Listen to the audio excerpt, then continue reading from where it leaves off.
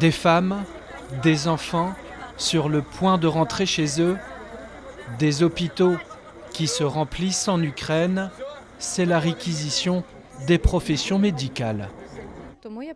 Je dois retourner en Ukraine pour travailler à l'hôpital. Cette situation n'est pas idéale, mais c'est leur décision et je dois l'accepter. Un parent malade, blessé, un retour contraint pour la plupart, avec parfois pour certains un retour forcé pour le travail, sous pression de l'employeur. Je dois régler ma situation professionnelle là-bas, sinon je perdrai mon emploi et donc je n'aurai plus d'argent. En gros, on leur a dit si vous ne reprenez pas le boulot à telle date, c'est plus la peine de revenir. Donc on en a qui ont décidé de se dire tant pis, je perds mon travail et j'en trouve un en France. Donc ça, on en a qui ont trouvé du travail ici.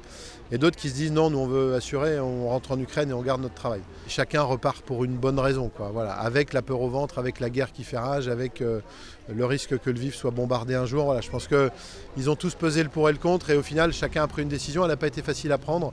On a une dame qui nous a dit que ça avait été très difficile pour elle de décider de quitter l'Ukraine pour venir en France, mais que c'est encore beaucoup plus difficile de décider de quitter la France pour repartir en Ukraine.